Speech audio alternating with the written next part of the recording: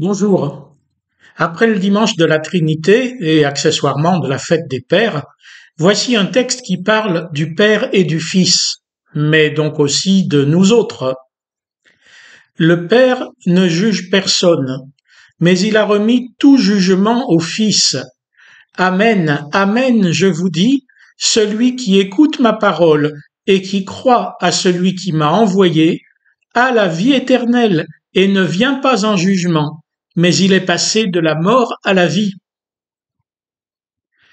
Nos peurs ancestrales, nos culpabilités récurrentes, nos antiques religiosités païennes se retrouvent autour d'une seule crainte, celle du jugement dernier. Or, bien sûr, vous me direz que vous n'y croyez pas, que le monde et la vie actuelle sont bien assez pourris comme ça, et qu'il n'y a pas besoin d'une ultime catastrophe. N'empêche, nous avons peur de ce que Dieu pense de nous, de nos ratages, de nos prisons mentales, de nos égoïsmes et autres méchancetés. Les commandements bibliques et ceux que la morale bourgeoise a rajoutés sont là pour nous accuser, souvent avec raison. Nous ne sommes pas meilleurs que nos pères. Mais le Père céleste, lui, est meilleur que nous, meilleur que nos autorités morales ou judiciaires.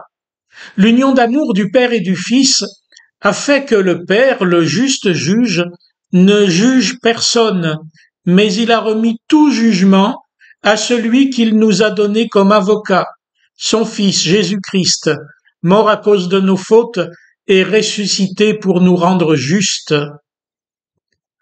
Ceci s'adresse évidemment aux chrétiens, à ceux qui croient que Jésus est mort pour eux et qu'il est vivant aujourd'hui, à ceux donc qui vivent par son esprit, malgré les soubresauts du vieil homme en eux. C'est pour eux, pour nous, qu'il a été institué notre avocat. Je ne sais rien de ce qui concerne ceux qui ont refusé cet avocat. La puissance de résurrection qui s'est manifestée en Jésus-Christ est telle que rien n'est impossible à Dieu. Mais le texte s'adresse à nous, a été écrit pour nous, pour notre paix, pour ceux qui écoutent la parole du Christ et qui croient à celui qui l'a envoyé, le Père. Croire, c'est faire confiance à ce que dit Jésus. C'est cette confiance qui est le lieu de notre salut, le moyen de notre vie éternelle. Être sourd à la parole du Fils, ne pas croire à l'amour du Père pour lui et pour nous, voilà qui nous empêcherait de bénéficier de cet avocat commis d'office. Et sans avocat, quel jugement! Dans cette confiance, l'image de l'avocat s'estompe. Pas de jugement pour nous qui sommes en Christ pour la vie d'aujourd'hui et pour la vie éternelle auprès de Dieu. Car cette vie est déjà là, même si pas encore vraiment manifestée.